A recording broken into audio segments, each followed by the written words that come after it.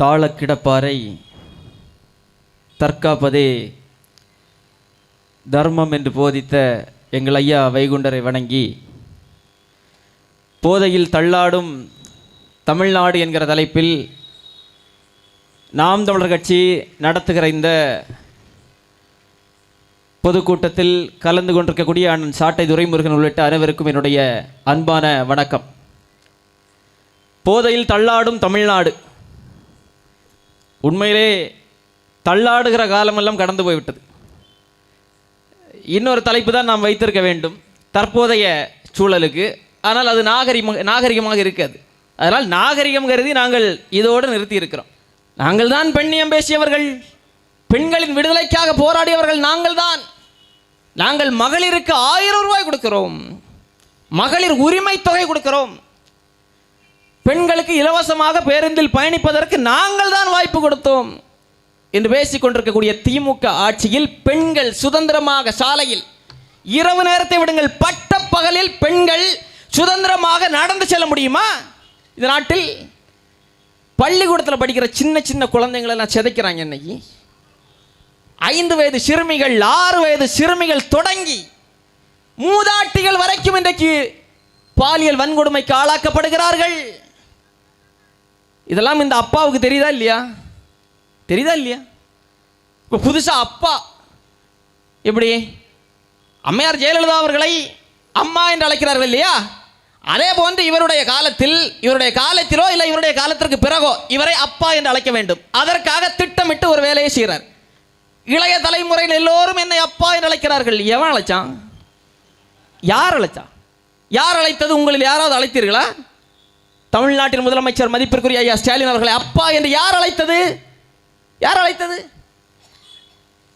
நாடு முழுக்க பெண்கள் சீரழிக்கப்படுகிறார்கள். எந்த அப்பன் பார்த்துட்டு சும்மா இருப்பான்? எந்த அப்பன் அமைதியாக இருப்பான்? இப்பெண்களை நீ பாதுகாக்க கூட வேண்டாங்க, குறைந்தபட்சம் குற்றவாளிகளுக்காவது தண்டனை பெற்றுக் கொடுக்க வேண்டுமா இல்லையா? அதையாவது செய்யணும் இல்லையா? இப்போ நீங்கள் கடந்த 2 மாத காலமாக தமிழ்நாட்டில் என்ன நடந்து வருகிறது என்பது உங்கள் எல்லோருக்கும் தெரியும். நீங்கள் கவனித்து வருவீர்கள் என்ன அரசியலை இவர்கள் செய்து வருகிறார்கள் என்று. 2 மாத காலமாக முழு நேரமாக நான் சீமானவர்களுக்கு எதிராக அவருடைய வீட்டை முற்றுகையிடுறது, அவருக்கு எதிராக போராட்டங்கள் நடத்துவது, வழக்கு தொடுப்பது என்று சொல்லி தொடர்ந்து ஒரு வேலை. பெரியாரை குறித்து பேசிட்டார், அவரை குறித்து பேசிட்டார், இவரை குறித்து பேசிட்டார் என்று சொல்லி ஒரு நாடக வேலையை செய்கிறார்கள் இல்லையா? எதற்காக இதை ஆரம்பித்தார்கள் தெரியுமா? எதற்காக இதை ஆரம்பித்தார்கள்? இன்னைக்கு பிப்ரவரி மாதம் 23ஆம் தேதி, சரியாக 2 மாதத்திற்கு முன்பு டிசம்பர் மாதம் 23ஆம் தேதி அண்ணா பல்கலைக்கழகத்தில் ஒரு மாணவி பாலியல் வன்கொடுமைக்கு ஆளாக்கப்படுகிறாள். சம்பவம் நடந்த 2வது நாளே இந்த ஞானசேகரன்கிற ஒருத்தனை கைது பண்ணிடுறாங்க. கைது பண்ணிட்டு அதோடு பிரச்சனை முடிந்து போய்விட்டது என்று திமுக அதை மூடி மறைக்கலாம் என்று அத்தனை வேலைகளையும் செய்து வருகிறார்கள். ஒட்டுமொத்த தமிழ்நாடு ஒரு கேள்வி எழுப்பியது, யார் அந்த சார் என்கிற கேள்வி. அந்த கேள்விக்கான பதில் இன்று வரை கிடைத்ததா? மிஸ்டர் அப்பா, அந்த பெண் உங்களுடைய பேத்தி வயது இருக்கும் ஐயா, உங்களுடைய பேத்தி வயது இருக்கும். சாதாரண இடமா? அந்த பாலியல் வன்கொடுமை சம்பவம் நடந்தது அண்ணா பல்கலைக்கழகத்தில் படிக்க வேண்டும் என்பது தமிழ்நாட்டில் இருக்கக்கூடிய அத்தனை மாணவர்களுடைய கனவு. 12ஆம் வகுப்பில் நல்ல மதிப்பெண் எடுத்தால் அண்ணா பல்கலைக்கழகத்தில் போய் படிக்கலாம், நல்ல கல்வி கிடைக்கும், பாதுகாப்பு இருக்கும், படித்து நல்ல ஆளாக வரலாம், பெரிய ஆளாக வரலாம் என்று இன்றைக்கும் நம்பிக்கொண்டிருக்கிறார்கள் பெற்றோர்களும் மாணவர்களும் மாணவிகளும். அப்படிப்பட்ட முக்கியத்துவம் வாய்ந்த ஒரு கல்வி கூடத்தில் ஒரு பெண் சிதைக்கப்படுகிறாள் என்றால் முதலில் அப்படி ஒரு சம்பவமே நடந்திருக்க கூடாது. அதற்கு முன்பே நீங்கள் அந்த பெண்ணினுடைய பாதுகாப்பை மட்டுமல்ல, ஒட்டுமொத்த கல்லூரியினுடைய பாதுகாப்பை உறுதிப்படுத்தி இருக்க வேண்டும். அதை நீ செய்யலை. சரி, அதை விட்டுட்ட, அதை தான் செய்யலை, பாதுகாப்பு தான் கொடுக்க முடியவில்லை. குறைந்தபட்சம் அந்த பெண்ணை சிதைத்தவனை தண்டிக்காவது வேண்டுமா இல்லையா? நீ தண்டிக்கணுமா இல்லையா? நீங்க பாருங்க எவ்வளவு பெரிய அயோக்கியத்தனம் நடக்குதுன்னு பாருங்கள். இதை ஒருத்தனும் பேச மாட்டான், யாருமே பேச மாட்டார்கள். யாராவது பேசுகிறார்களா? 1 வாரம் 2 வாரம் பேசினான், ஒருத்தனும் பேச மாட்டான். இதை எவ்வளவு அயோக்கியத்தனமான சம்பவம் தெரியுமா அது? இன்னைக்கு வரைக்கும் இன்னைக்கு காலையில் ஒரு செய்தி வருது, அந்த வழக்கில் கைது செய்யப்பட்ட ஞானசேகரன் அவன் வந்து 200 சவரன் நகையை வந்து திருடிட்டானா. அந்த நகையை விற்று அதில் இருக்கக்கூடிய பணத்தை வைத்து கார் வாங்கினானா. அந்த காரில் போய் தான் திருடிட்டு இருந்தானா.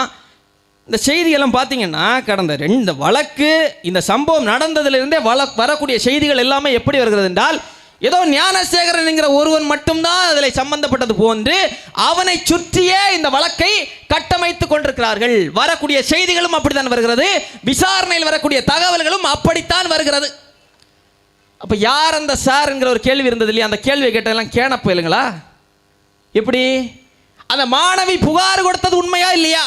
ஞானசேகரனுடைய அலைபேசியில் ஞானசேகரன் பேசினான், ஒரு சாருடன் பேசினான் என்று மாணவியினுடைய வாக்குமூலங்கள் எல்லாம் உண்மையா இல்லையா? நீ முதல்ல கண்டுபிடிச்சிருக்க வேண்டியதே அவனை தானா இல்லையா? ஏன் கண்டுபிடிக்கல? அப்போ யார் அந்த சாரு? யார் அந்த சார்? இதையெல்லாம் திசை திருப்புவதற்காகத்தான் எஃப்ஐஆரே கசிய விட்டான். பெரிய அயோக்கியத்தனம்ங்க. நீங்கள் இதை தமிழ்நாடு முழுக்க பெண்களுக்கு, தமிழ்நாடுல உலகம் முழுக்க பெண்களுக்கு பாலியல் வன்கொடுமைகள் பெண்கள் மீது நடத்தப்படுகிறது. அதை கட்டுப்படுத்த தான் முடியல. குறைந்தபட்சம் பாலியல் வன்கொடுமைக்கு ஆளாகக்கூடிய பெண்கள் புகார் அளித்தால் அவர்களுடைய அடையாளத்தையாவது பாதுகாக்க வேண்டுமா இல்லையா? பாதுகாக்கணும் இல்லைங்க. எத்தனை பெண்கள் வந்து பாலியல் புகாரை கொடுக்குறாங்க? அச்சப்படுவாங்க, அதை அசிங்கம்னு நினைப்பாங்க, அது அவமானம் என்று நினைப்பார்கள். எதுக்கு நம்ம போயிட்டு புகார் கொடுக்கறது? நம்ம பேர் வெளியே வரும், நம்ம சொந்தக்காரங்களுக்கு தெரியும், ஊர் உலகத்துக்கெல்லாம் தெரியும், அதை போட்டு பேசிகிட்டு இருப்பான். அதுக்கப்புறமா நம்ம வாழ்க்கை என்ன ஆகுது என்று சொல்லி இன்றைக்கு பெண்கள் தாங்கள் அனுபவித்துக் கொண்டிருக்கக்கூடிய பாலியல் கொடுமைகளை வெளியே சொல்ல முடியாமல் மனதிற்குள்ளே பூட்டி வைத்து வைத்து வைத்து இன்றைக்கு நரக வேதனை அனுபவித்துக் கொண்டிருக்கிறார்கள். அப்படிப்பட்ட சமூகத்தில் ஒரு பெண் துணிந்து வந்து என் மீது கை வைத்த அயோக்கியன் இவன் தான், நான் காட்டுகிறேன் என்று துணிந்து வந்து புகார் கொடுத்தால் நீ என்ன செஞ்சிருக்கணும்? உடனடியாக அவனை தூக்கி உள்ள போட்டிருக்கணும். அவன் மட்டுமல்ல, அதில் சம்பந்தப்பட்ட அத்தனை பேரையும் தூக்கி உள்ள போட்டிருக்கணுமா இல்லையா? அப்போ நீங்கள் அப்பா என்று ஏற்றுக்கொண்டிருப்பார்கள். நீ என்ன செய்கிறீங்க? அந்த பெண்ணினுடைய தகவலையே வெளியே விட்டுட்டான். பெண்ணினுடைய பெயர், பெண்ணினுடைய முகவரி. ஏன் விட்ட? ஏன் விட்ட? எஃப்ஐஆர் கசிந்து விட்டது, தொழில்நுட்ப கோளாறு என்று. தொழில்நுட்ப கோளாறு அல்ல, நீ தான் கோளாறு, நீ தான் கோளாறு. தொழில்நுட்ப கோளாறு அல்ல, நிர்வாக கோளாறு. உச்சநீதிமன்றத்துடைய வழிகாட்டுதல் இருக்குங்க. பாலியல் வன்கொடுமை வழக்கு, போக்சோ வழக்கு, தீவிரவாத வழக்கு உள்ளிட்ட சென்சிட்டிவான வழக்குகளில் எஃப்ஐஆரை பதிவேற்றம் செய்யாமல் தவிர்க்கலாம் என்று உச்சநீதிமன்றத்தினுடைய வழிகாட்டுதல் இருக்கிறது. கடந்த அதிமுக ஆட்சி காலத்தில் அந்த வழிகாட்டுதல் டிஜிபி மூலமாக இங்க இருக்கக்கூடிய அத்தனை காவல்துறை அதிகாரிகளுக்கும் அனுப்பப்பட்டது. அந்த ஒன்றை கடைபிடித்திருந்தான் என்றால் அந்த மாணவியினுடைய அடையாளம் வெளியே வந்திருக்காது. இப்போ நீங்க பாருங்க, இனி பாலியல் வன்கொடுமைக்கு ஆளாக்கப்படக்கூடிய பெண்கள், இதற்கு முன்பு பாதிக்கப்பட்ட பெண்களாக இருக்கட்டும், இனி பாதிக்கப்பட போற பெண்களாக இருக்கட்டும், துணிந்து வந்து புகார் கொடுப்பார்களா? புகார் கொடுப்பார்களா? அப்ப அந்த மாணவியை உளவியல் ரீதியாக அச்சுறுத்தணும். இதோடு இந்த வழக்கை மூடி மறைத்து விட வேண்டும். அது மட்டுமல்லாமல் பெண்களுக்கு எதிராக நடக்கக்கூடிய பாலியல் கொடுமைகளை பெண்கள் சகித்துக் கொண்டிருக்க வேண்டும். நீ புகார் கொடுக்க வந்தா என்றால் உன்னுடைய அடையாளத்தையும் நான் வெளியே விடுவேன் என்கிற மிரட்டல் இல்லையா? எவ்வளவு பெரிய அயோக்கியத்தனம், பச்சையான அயோக்கியத்தனம் இல்லையா இது? இதை செஞ்சுட்டு அப்பாவாம், இவர் அப்பாவாம், தகர டப்பா அப்பா. எந்த அப்பாங்க இந்த வேலை செய்வாரு? எந்த அப்பா இந்த வேலை செய்வாரு? இதெல்லாம் பேசணுமா இல்லையா? இதை பேசினா இந்த வழக்கு குறித்த விசாரணைகள் நடத்தப்பட வேண்டும், உண்மையான குற்றவாளிகள் அத்தனை பேரும் கண்டுபிடிக்கப்பட வேண்டும். அதனால் இதை திசை திருப்பி விடுறது. அதுக்கு தான் கொஞ்ச நாளாகவே அண்ணன் சீமான் வந்து பெரியாரை பேசிட்டார், அதை பேசிட்டார் என்று சொல்லி அண்ணன் சீமான் அவர்களுக்கு எதிரான பரப்புரைகளை செய்வது என்பது இந்த வழக்கிலிருந்து திசை திருப்புவதற்காக. இப்போ அதை திசை திருப்பி முடிச்சிட்டான். இப்போ அடுத்து என்ன செய்யணும்? அடுத்து என்ன செய்ய வேண்டும்? இப்போ அடுத்து சட்டமன்ற தேர்தல் வருகிறது, 2026 சட்டமன்ற தேர்தல். இந்த சட்டமன்ற தேர்தலில் திராவிட முன்னேற்ற கழகம் வெல்வதற்கான வேலையை ஆரம்பித்து விட்டான்.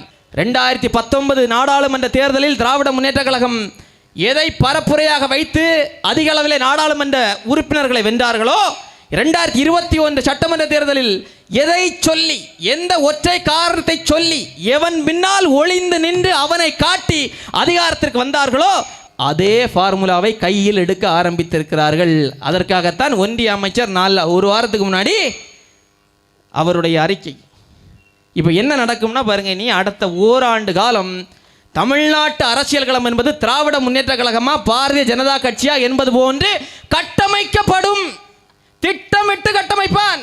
2021 திராவிட முன்னேற்ற கழகம் ஆட்சிக்கு வருகிறது.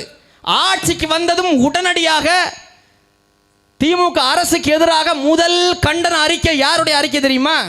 நாம் தமிழர் கட்சியின் தலைமை ஒருங்கிணைப்பாளர் எங்கள் அண்ணன் சீமான் அவர்களுடைய அறிக்கை தான். இந்த டாஸ்மாக் கடைகளை கொரோனா காலகட்டத்தில் திறந்து வைத்திருக்க வேண்டிய அவசியம் என்ன, இழுத்து மூடு என்று அதிமுக ஆட்சியில் சொன்னியே, இப்போ நீ ஆட்சிக்கு வந்திருக்கிற, டாஸ்மாக் கடைகளை திறந்து வைத்திருக்கிறையே, மூடு என்று அண்ணன் சீமான் அவர்களுடைய முதல் அறிக்கை வந்தது. அந்த நாள் தொட்டு இன்று வரை திராவிட முன்னேற்ற கழகத்தை சமரசம் இல்லாமல் வலுவாக எதிர்த்து கொண்டிருக்கக்கூடிய தலைவராக அண்ணன் சீமான் அவர்களும் நாம் தமிழர் கட்சியும் தான் இருக்கிறோம். அடுத்த 5 ஆண்டுகளுக்கு தமிழ்நாட்டின் எதிர்க்கட்சியினுடைய குரலாக சீமானின் குரல் இருக்கும். சொன்னது திமுகவை வெல்ல வைத்த பிரசாந்த் கிஷோர் சொன்னது போல் அன்று தொட்டு இன்று வரைக்கும் தமிழ்நாட்டின் எதிர்க்கட்சியாக நாம் தமிழர் கட்சி தான் இருக்கிறது, சமரசம் இல்லாமல். அதை திமுகவும் விரும்பாது, பாஜகவும் விரும்பாது, அதிமுகவும் விரும்பாது, எந்த கட்சியும் விரும்பாது. இதை திசை திருப்ப வேண்டும். நாம் தமிழர் கட்சிக்கும் திராவிட முன்னேற்ற கழகத்திற்கும் தான் இங்கே சண்டை போட்டி என்கிற அந்த கள நிலவரத்தை, அந்த உண்மையை மறைக்க வேண்டும். அதை திசை திருப்ப வேண்டும். அப்ப யாரை கொண்டு வரணும்? 99 யாரோடு கூட்டணி வைத்து ஹெச் ராஜாவை எல்லாம் சட்டமன்றத்திற்கு அனுப்பியதோ இந்த திராவிட முன்னேற்ற கழகம், அவர்களை மறுபடியும் கொண்டு வர வேண்டும். கொண்டு வந்து நிறுத்துறான். நீங்க வேணா பாருங்க, தமிழ்நாட்டில் என்ன பிரச்சனை நடந்தாலும் சரிதான், இந்த அரசினுடைய நிர்வாக சீர்கேடுகளை எதிர்த்து என்ன பிரச்சனை நடந்தாலும் சரிதான், மக்கள் எதை எதிர்த்து போராடினாலும் சரிதான், ஒரு சென்சிட்டிவான இஷ்யூ வருதா திமுக அரசுக்கு எதிராக, உடனே சண்டை ஆளுநருக்கும் திமுகவுமா மாற்றிவிடப்படும். ஆளுநர் பேசுவார், சம்பந்தமாக இருக்காது, தேவையே இல்லாமல் ஆளுநர் எதையாவது பேசுவார், திசை திருப்பப்பட்டு விடும். இதுதான் நடந்து கொண்டிருக்கு. நீங்கள் வேணா பாருங்க, இதுவரை நீங்கள் கவனிக்கலைன்னா இனி பாருங்க. இனி அடுத்த ஓராண்டு காலம் நீங்கள் பாருங்கள், திமுக அரசுக்கு எதிராக ஏதாவது சின்னதாக ஒரு பிரச்சனை வருதா, உடனடியாக ஆளுநர் களம் இறங்குவார். ஆளுநர் களம் இறங்கவில்லை என்றால் அண்ணாமலை களம் இறங்குவார். அண்ணாமலை களம் இறங்கவில்லையா, இப்போ ஒரு ஒன்றிய அமைச்சர் களம் இறங்கினார் இல்லையா, அவரை போன்ற ஒன்றிய அமைச்சர்கள் களம் இறங்குவார்கள். அவர்கள் களம் இறங்கியும் இங்கே சண்டை திமுகவுக்கும் பாஜகவுக்கும் தான் என்கிற ஒரு நிலை வரவில்லை என்றால் மோடியே நேரடியாக களம் இறங்குவார். அடுத்த தேர்தலில் ஒற்றை பரப்புரை தான் திராவிட முன்னேற்ற கழகம் வைக்க போகிறது. பிஜேபி வந்துரும். இவன் பிஜேபி வந்துரும் சொல்றது வரைக்கும் பிஜேபி வரல. தமிழ்நாட்டில் 2019 பரப்புரை செய்தான், பிஜேபி வந்துரும்னு. அவன் வரல. நாடாளுமன்ற தேர்தலில் கூட வரல. அப்போது அதிமுக கூட்டணியில் இருந்த போது கூட அவன் ஒரு இடத்தில் கூட வெற்றி பெறவில்லை. 2021 சட்டமன்ற தேர்தலில் திராவிட முன்னேற்ற கழகம் தன்னுடைய பரப்புரையை கூர்மைப்படுத்தியது. இல்லாத பிஜேபியை தமிழ்நாட்டில் வளர்ந்து விட்டது, பிஜேபி ஆட்சிக்கு வந்து விடுவார் என்று சொல்லி சொல்லி சொல்லி பாஜகவுக்கு ஒரு விளம்பரத்தை தேடி கொடுத்து பாஜகவுக்கு 4 சட்டமன்ற உறுப்பினரை கொண்டு வர வச்சிட்டான். இதை தொடர்வது 2 பேருக்குமே நல்லது. அரசியல் ரீதியாக பாரதிய ஜனதா கட்சிக்கும் நல்லது, திராவிட முன்னேற்ற கழகத்திற்கும் நல்லது. இதுவரை கடந்த 3 முறை நடந்த தேர்தல்களில் திராவிட முன்னேற்ற கழகம் வெற்றி பெற்றதற்கு எப்படி பாரதிய ஜனதா எதிர்ப்பு என்கிற அந்த நாடகம் மட்டும் காரணமோ, அதே போன்றுதான் தமிழ்நாட்டில் பாஜகவுக்கு ஒரு 4 சட்டமன்ற உறுப்பினர்கள் இருக்கிறார்கள் என்றால் அதற்கு காரணம் இந்த திமுக எதிர்ப்பு. ஏதோ திமுக எதிர்ப்பு என்றால் பாரதிய ஜனதா கட்சி தான், பாஜக எதிர்ப்பு என்றால் திமுக தான். இங்கே தமிழ்நாட்டு மக்களுக்கு தேவையே திமுக வெர்சஸ் பாஜக என்கிற அரசியல் தான் என்கிற ஒரு கட்டமைப்பை நிறுவ பார்க்கிறான். அந்த கட்டமைப்பை உடைத்து நொறுக்கி அறிவதற்கான தேர்தல் தான் 2026 தேர்தல் களம் என்பதை என் அன்பு மக்கள் சிந்திக்கணும். தமிழ்நாட்டிலே அதிக அளவிலே கல்வி அறிவில் தலை சிறந்தவர்கள் கன்னியாகுமரி மாவட்டத்து மக்கள் தான் என்று சொல்கிறோமா இல்லையா? பெருமையாக பேசுகிறோமா இல்லையா? படித்த படிப்பெல்லாம் எதுக்கு? அரசியலுக்கும் மதத்திற்கும் வேறுபாடு கூட தெரியல. நான் எதுக்கு நம்ம படித்த கல்வி எல்லாம் சொல்லாதீங்க, சொல்ல வேண்டாம், தயவு கூர்ந்து சொல்ல வேண்டாம். இனியாவது சிந்திக்கணும். அன்பு மக்கள் மறுபடியும் இந்த மதத்தை பார்த்து வாக்கு செலுத்திய நிலையை தூக்கி வீசிவிட்டு, இந்த மண்ணில் ஒன்றும் இல்லை, ஒரே ஒரு செய்தி தான் சொல்கிறேன். நாளை உங்கள் வீட்டு பிள்ளைகள், என் வீட்டு பிள்ளைகள், நம் வீட்டு பிள்ளைகள், பெண் குழந்தைகள் பாதுகாப்பாக இந்த மண்ணில் இந்த நாட்டில் வாழ வேண்டுமென்றால் இந்த மதத்தை பார்த்து வாக்கு செலுத்தக்கூடிய முறையை தூக்கி வீசிவிட்டு இந்த மண்ணின் மக்களுக்காக உண்மையாக களத்தில் யார் நிற்கிறார்களோ அவர்களுடைய கரங்களை வலுப்படுத்துங்கள். இல்லை என்றால் நம் வீட்டு பிள்ளைகளினுடைய பாதுகாப்பு கேடுகெட்டு போய்விடும். தமிழ்நாடு தள்ளாடி கொண்டிருக்கிறது, சீரழிந்து விட்டது. சீரழிந்த தமிழ்நாட்டை மீட்டெடுக்க வேண்டும் என்றால் நான் ஒன்றும் சொல்லலை, நீங்களே முடிவு செய்து கொள்ளுங்கள். நன்றி, வணக்கம்.